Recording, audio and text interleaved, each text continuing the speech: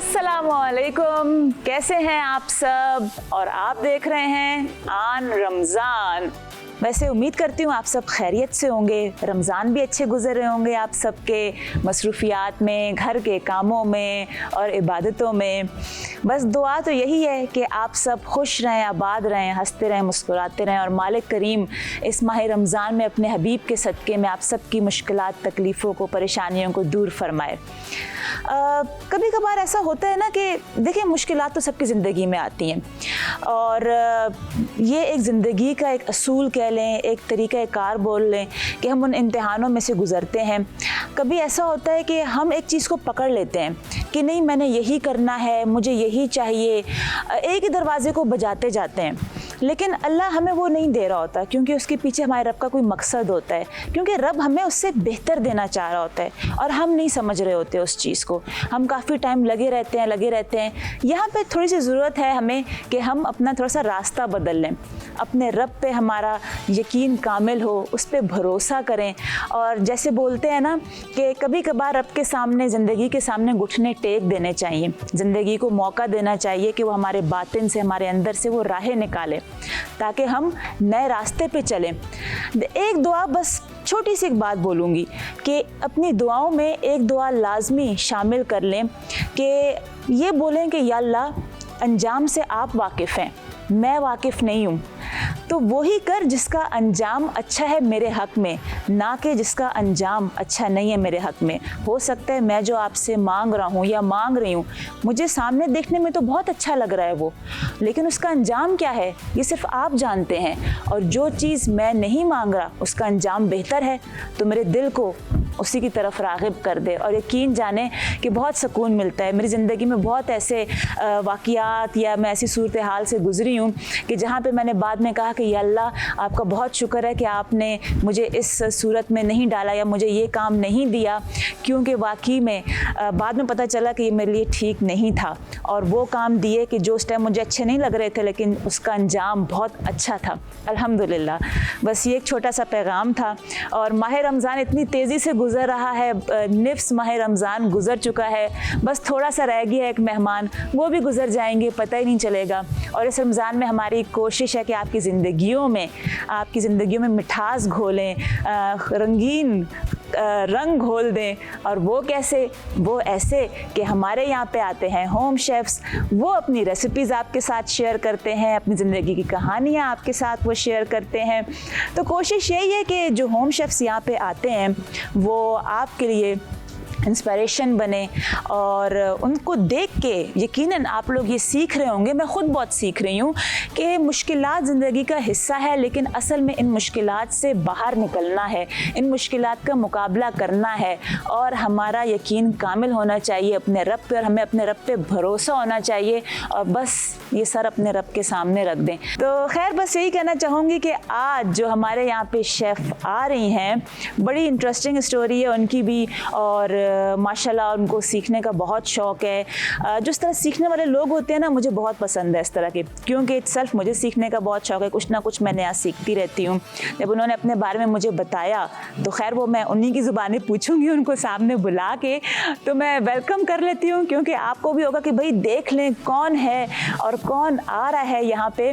तो मैं वेलकम करती हूँ आज हमारी जो होम शेफ़्स हैं, ज़बरदस्त बेहतरीन सी, उनका नाम है खैरुन्निसा और अंबर। प्लीज़ आ जाइए। अस्सलामुअलैकुम। वालेकुम अस्सलाम। कैसी हैं, क्या हाल है आपका? अल्हम्दुलिल्लाह। अच्छा, आप लोग थोड़ा हैरान हो रहे होंगे कि मैंने दो नाम लिए, खैरुन्निसा और अंबर जी। तो इसकी जो कहानी है ना वो आपको यही बताएंगी, ज़रा आप बता दें, क्योंकि कह रहे होंगे कि शायद दो लोग आने वाले हैं लेकिन आया तो एक ही है। दरअसल शुरू से ही मतलब मेरा निक नेम जो रहा है वो अंबर है और एक्चुअली मेरा नाम जो है वो खैरुन्निसा है। और खैरुन्निसा मतलब स्कूल लाइफ और आगे जो भी है उसको मेरे जो है खैरुन्निसा के नाम से पहचानते थे। जब मैं अपने प्रोफेशनल फील्ड में आई तो लोगों ने यही कहा भाई कि अंबर से हटके खैरुन्निसा पे आओ जो तुम्हारा ओरिजिनल नाम है। अच्छा। तो निक नेम जो है मेरा अंबर है। मतलब कहीं पे आपको अंबर कहा जाता है और कहीं पे आपको खैरुन्निसा कहा जाता है कि जो मतलब अंबर के नाम से पहचानते हैं और जो बहुत से हैं वो खैरुन्निसा के नाम से। सही, तभी मैंने दोनों नाम ले लिए। मैंने कहा फिर मैं भी क्यों ना दोनों नामों से बुलाऊं आपको। अच्छा, माशाल्लाह आपने इतने सारे कोर्सेज किए हैं, इनकी बहुत अच्छी बात है। इनको जब भी मौका मिलता है ये आउट ऑफ कंट्री जाती हैं, ये वहाँ पे लाजमी शॉर्ट कोर्सेज करती हैं, मतलब इनकी नज़र होती है कि कहीं से मुझे कुछ मिल जाए। आप माशाल्लाह सिंगापुर गई, थाईलैंड गई, और आप दुबई भी गई, और आप मलेशिया भी गई, आपने पाकिस्तान में भी बहुत सारे कोर्सेज किए। तो मुझे ये बताएं, ये इतना शौक, ये पैशन, ये कैसे शुरू हुआ और अभी तक आप कर रही हैं? पैशन तो मतलब ये मेरा जो पैशन है, नो डाउट के जो है जुनून कहते हैं कि आप एक जुनून ही हो गया। आप कर रही हैं, आपको मौका नहीं छोड़ा? बिल्कुल नहीं छोड़ा मैंने, लेकिन एक वक्त ऐसा था कि जब मुझे बिल्कुल कुकिंग से इंटरेस्ट नहीं था। और जब मैरिड यंग एज में हो जाते हैं तो हस्बैंड जो फूडी होते हैं तो उनकी तरफ थोड़ा सा होता है कि भाई अच्छा खाना सीखें। तो यूँ मैंने प्रैक्टिस करती रही। फिर जब मैं प्रोफेशनल उस पर आई तो फिर मैंने जो है बहुत ज़्यादा इस फील्ड के अंदर डीपली में गई, और मैंने बहुत ज़्यादा चीज़ें इस पर अचीव भी करी अल्हम्दुलिल्लाह, और सीख भी रही हूँ। सीखने की तो कोई उम्र नहीं ख़त्म होती, कि कहते हैं कि आप एंड तक भी आप सीखते ही रहते हो, और मैं कामयाबी होती है जो सीखता रहता है हमेशा। यूँ मैंने ऐसे प्रोफेशनल सारे कोर्सेज किए हैं, डिप्लोमा कोर्सेज किए हैं, मास्टर क्लास से, बेकिंग का किया है, कलनरी का किया है।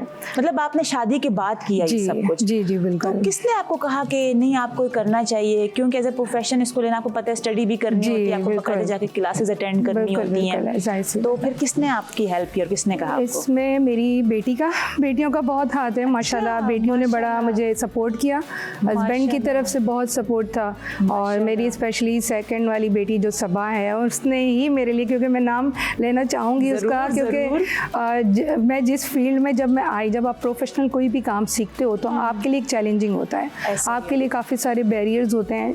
जब इस फील्ड के अंदर जब कदम रख लेते हो तो फिर आप ये चीज़ें आप किसी चीज़ को नहीं देख रहे, आप अपनी मतलब अपना ओन वे जा रहे होते कि बस मुझे वो करना है।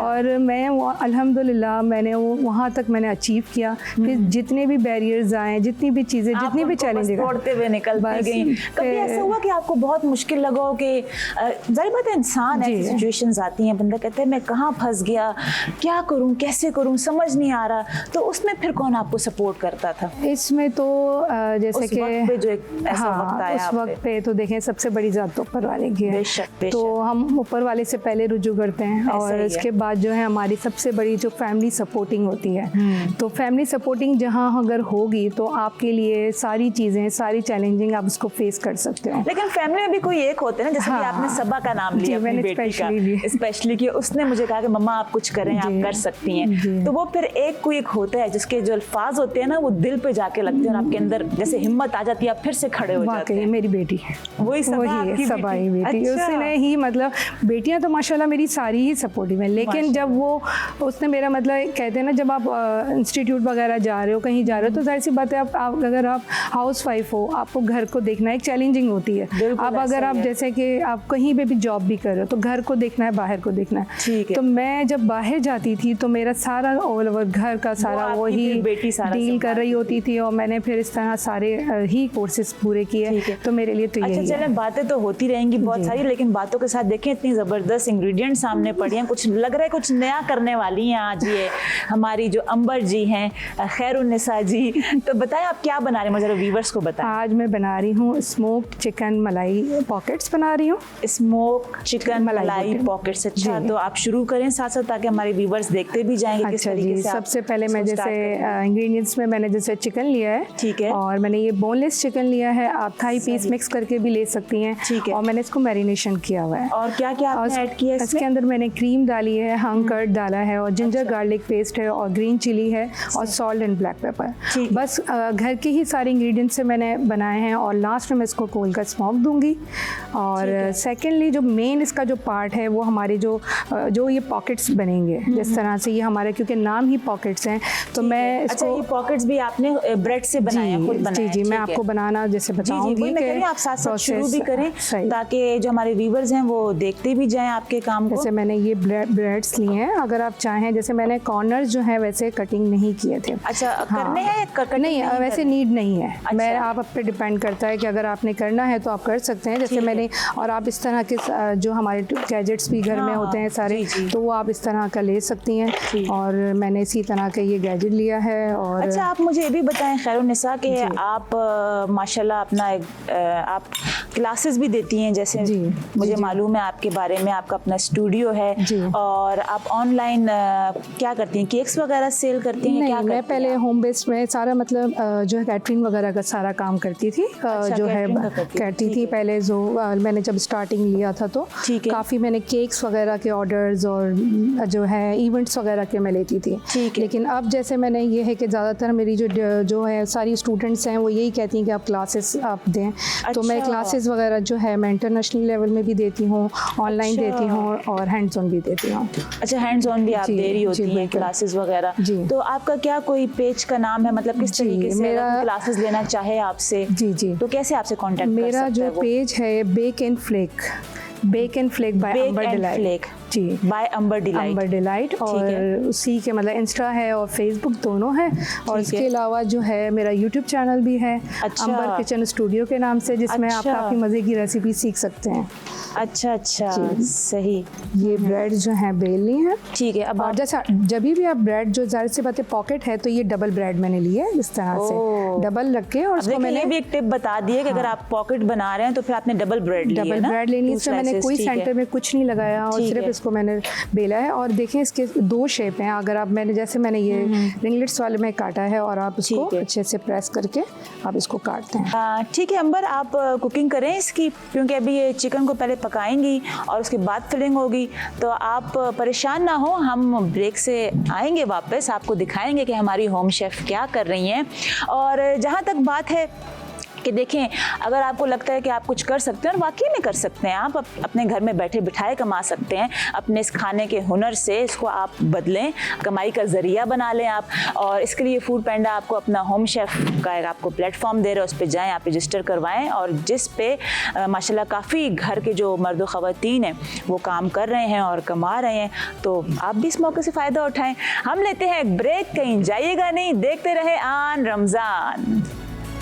तो अब मैं आ जाती हूँ किचन में और देखती हूँ कि हमारी जो प्यारी सी खैरुन्निसा है, माशाल्लाह माशाल्लाह, ओह माय गॉड, प्रेजेंटेशन तो देखें आप। और ये ज़रा बताएं आपने किस तरीके से इतना खूबसूरत इसको प्रेजेंट किया है और किया क्या था, फिर थोड़ा ये भी बता दें हमारे अच्छा, व्यूअर्स बस मैंने एक रखा हुआ है, आपको असेंबलिंग करके दिखा दूं, बाकी तो मैंने सारी कर दी है। जो मैंने ये ब्रेड पॉकेट को फ्राई किया था, आप देख रहे हैं बिल्कुल अच्छी ऐसे कचौरी की तरह ये बन चुकी है। कचौरियाँ नहीं बन जाती, बिल्कुल वैसी लग रही है। और इसको हल्के हाथ से बिल्कुल प्रेस करके, ताकि हमारे जो कॉर्नर्स हैं वो खुले नहीं। ठीक है। और ये देखें, वाह, होलो टाइप का पॉकेट बन गया। और ये मैंने बनाया है इसके साथ रैंच सॉस। इसके अंदर मैंने क्रीम, मायोनीज और टोबैस्को सॉस डाला है। क्रीम, मेयोनीज और टोबैस्को सॉस, ठीक है। ये मैंने टोबैस्को सॉस डाला है, वो ग्रीन पेपर टोबैस्को सॉस है। अच्छा, इसलिए आपको ये वाइट दिख रहा होगा, कि वरना आप रेड भी डाल सकते हैं।